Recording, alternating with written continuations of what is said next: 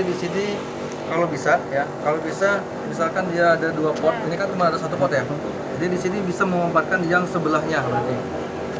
Ya. Yang ini terhubung ke tabung kayak gini, terhubung ke tabung ya.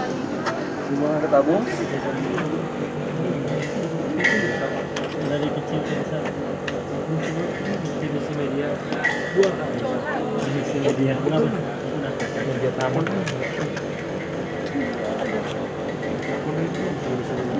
Bisa dianggap lah ini. Nah, ini terhubung ke sini. Kita memanfaatkan yang merahnya. Yang ini dihubungkan ke pompa vakumnya. Sini. Nah, kita pasang ke sini dia. Ini adalah prosedur cara pengisian revigan yang sebenarnya. Ya. Bagaimana langkah selanjutnya? Ini kan posisi yang sini kan sudah kita vakum ya. Iya. Sekarang kan posisi ini tadi kan masih dalam keadaan buka. Iya. Di sana kebuka ya. Ya. Di samping ini dalam keadaan buka. Jadi yang pertama, hidupkan pompa vakum. Ini yang sudah terinstal ya. Kita anggap ini posisi terinstal. Hidupkan pompa vakum. Tet, hidup. Kemudian ini dibuka. Jangan ragu untuk membuka. Ya. Ini dibuka ya. Dibuka. Kemudian, Nggak naik refrigeran ya? hah? Nggak naik. Enggak, kita mau nyedot udara yang sini. Kita nyedot udaranya di sini, dari sini biar udaranya keluar. sampai ke sini kita sedot Ya. udaranya. Sudah? Nggak ikut naik tapi refrigerannya mas? Di mana? Nggak dia naik ikut fluidanya. Enggak, ini kan masih tertutup posisinya. Oh, berarti harus Iya, divakum tutup dulu. dulu. Sudah selesai. Kemudian lepas yang ini. Yang ini lepas. Baru matikan Kompresor. pompa vakumnya. Kompresor lagi. Pemakuman selesai.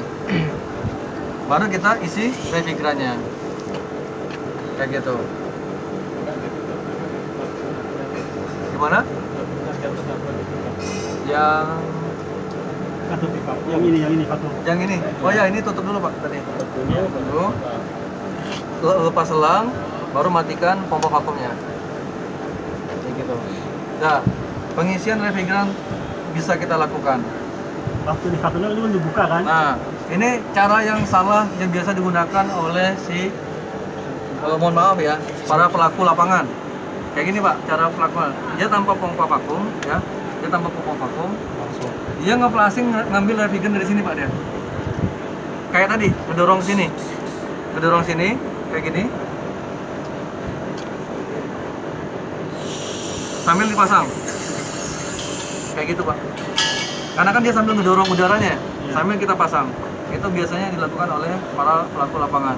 Dia nggak mau ribet pakai pompa vakum. Sedangkan efeknya tadi Pak, kita mencintai bumi kita.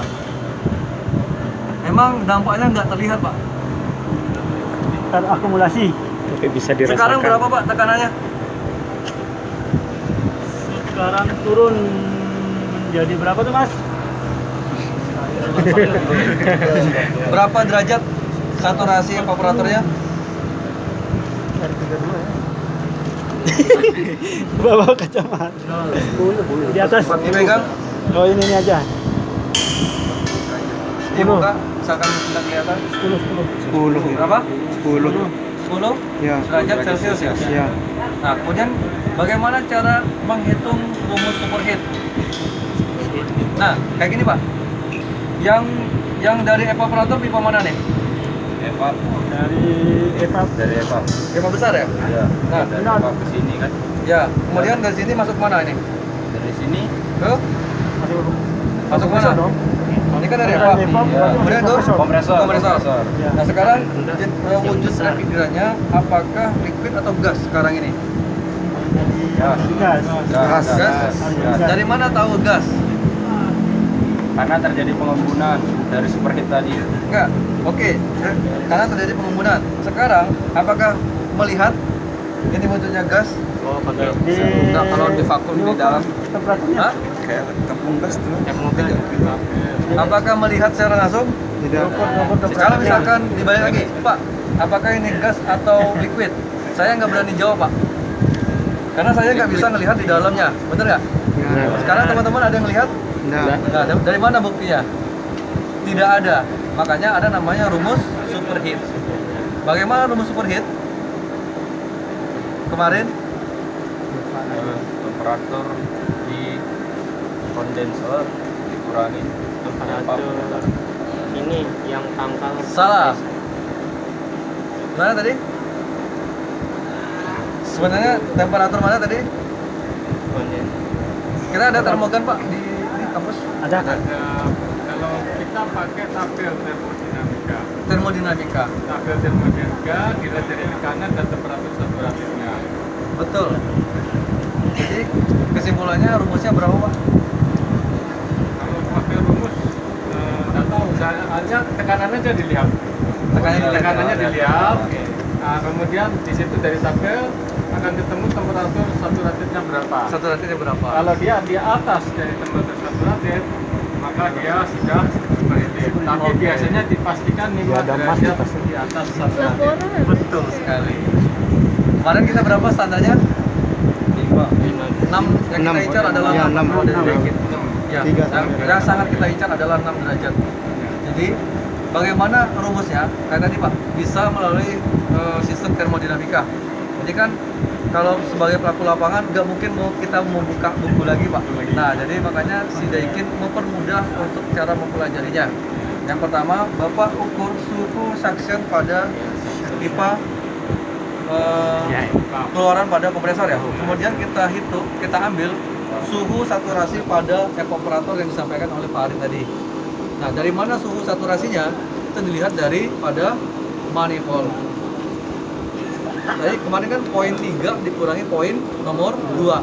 Masih ada kan catatannya? Nah, poin 3 adalah suhu suction pipa temperatur dikurangi dari suhu saturasi pada evaporator. Jadi misalkan di sini dapatlah suhunya adalah 15 derajat Celcius. Sini berapa suhu saturasi evaporatornya? 15. Berapa? 15 juga. 15 juga. Sekitar 15. 15 juga. Berarti kalau misalkan 15 kurang 15 0 ya. Berarti kan kalau dia mendekati 0 itu adalah mendekati di pipanya akan mengalami pembekuan. Seperti itu. Jadi ini kan kita nggak tahu nih berapa suhunya sekarang. Dan sekarang di sini sudah dapat yang baru yang evaporasi saturasinya saja. Kalau misalkan ada termo bisa kita ambil, kita tinggal kurangi saja. Oh Pak, takutnya jauh. Hah? Nggak apa-apa ya? Ya, yang penting tahu caranya saja. Ya, ya. Berarti yang mau masuk ke kompresor dan diukur Ya. Ya. Dari evap ke kompresor ya. Dari evap ke kompresor. Seperti itu. Dari evap ke kompresor. Ya. Bapak bisa bilang suhu saturasi karena manifold temperaturnya itu, tekanannya itu adalah sama dengan refrigeran di sini Refrigeran di. khusus. Yang ini airnya, Oh, betul. kalau airnya lain, Oh iya iya. manifoldnya lain, Oh iya iya iya, betul itu betul. akan tidak Ah. betul itu. Ya. Tidak betul. Iya, Jadi iya. untuk pengecekan terhadap superheat balik lagi tergantung dengan jenis refrigerannya. ya, sama Sini lakukannya. refrigerannya apa jenisnya? R32. R32. Jadi di sini harus dipastikan manifoldnya juga support terhadap R32 dan R40A. Ketiga dua kan ya? Di sini Oh, iya, mana? ada. R32. Berarti Ada. kita ambil saturasi yang bagian Benar. bawahnya. Berarti bagian bawahnya sebelah sini ya. Kalau misalkan di sini adalah R22 tapi manifoldnya R40 sama 32, kita bisa hanya membaca pada tekanannya tapi tidak bisa mengambil pada temperatur saturasinya. Betul sekali. Terima kasih Pak. Ini bagian nanti yang bawah. Bagian dalamnya. Kalau misalkan dia R40 berarti pakai yang di tekanannya luarnya. berapa? Beda dikit ya. Beda Kalau tipis kita ya. di dalam gelas Beda tipis. masih datang tekanan pakai tabel termodinamika. Pakai tabel termodinamika. Bisa seperti itu. Nah, kalau dalam kelas, kalau praktisi di luar ya ribet Pak. Ribet Pak, Ya. nggak bakalan mau yang kayak gini. Karena kan kita dari superheat tadi dapat Pak, nilainya ketika dia di bawah 2 derajat apa efek terhadap pada mesin pendinginannya.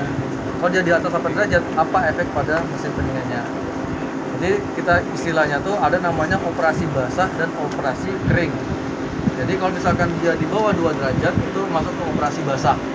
Jadi yang melalui ini dia lebih banyak subcool ya atau cairan.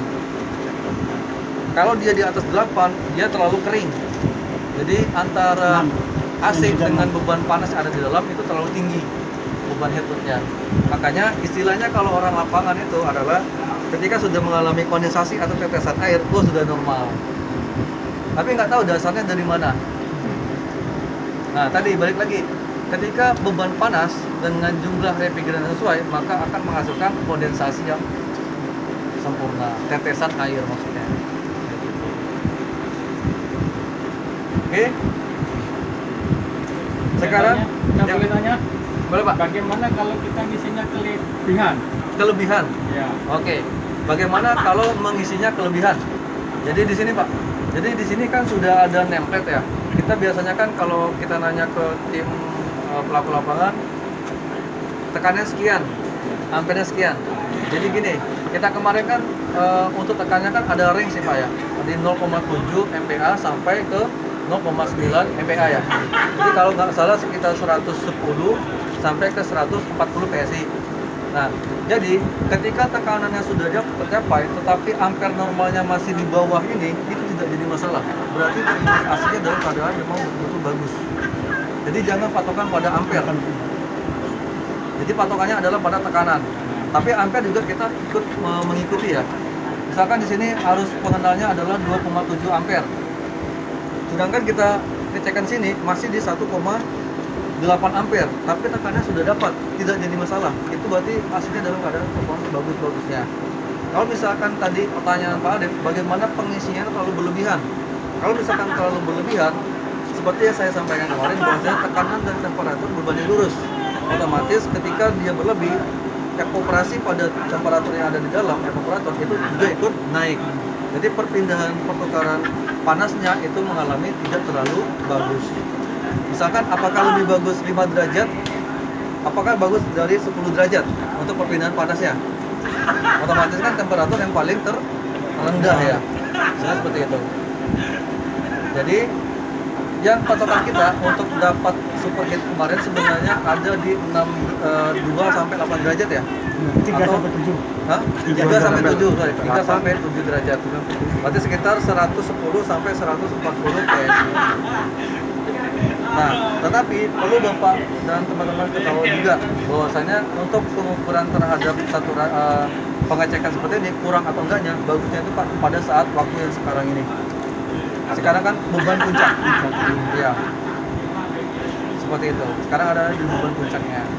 Berat ya. Nah, ketika bekerja berat, berarti segitu batas kemampuannya. Masih harus bekerja berat, itulah Betul, itulah yang bagusnya. yang ringan, pagi atau malam. Nanti ketika bukan puncak, bisa jadi itu tidak Kekurangan lagi. Betul. Malah bisa kelebihan juga ya Pak. Malah bisa kelebihan. kelebihan. Karena patokan tadi Pak, orang biasanya patokannya 170 PSI, 160 PSI. Kayak gitu dia. Karena kan biasanya kalau dia tekanan di waktu pagi atau malam, tekanan kan rendah Pak ya, turun. Karena beban antara suhu di luar sama di dalam tidak terlalu jauh berbeda. Makanya tekanan sini rendah. Makanya orang ditambah Pak refrigerannya. Ketika di siang hari, waktu pas siang hari sekarang, tekanannya makin berlebih, meningkat. Karena temperatur di luarnya itu tinggi, tapi beban yang refrigeran di dalam juga tinggi. Makanya pengisian refrigeran bagusnya itu pada saat di waktu beban puncak seperti ini sekarang ini. Nah, saya juga punya rekomendasi juga nih buat teman-teman. Apakah temperatur di sini refrigerannya kurang atau tidaknya? Ini posisi kita matikan dulu unit AC-nya, matikan dulu. Kemudian kita tunggu Pak sekitar 10 sampai 15 menit. Bapak punya termometer, harus punya termometer udara di dekat sekitar outdoor ini berapa?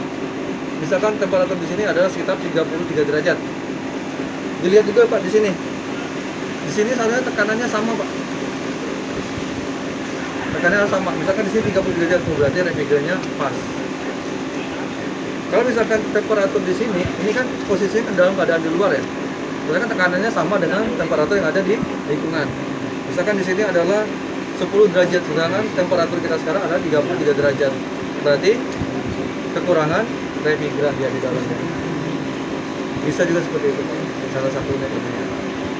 Nah, sekarang bagaimana tadi istilahnya case Bapak, misalkan di sini AC-nya pengen dipindahkan ke ujung sana AC-nya, tapi tanpa mengurangi pada refrigerannya.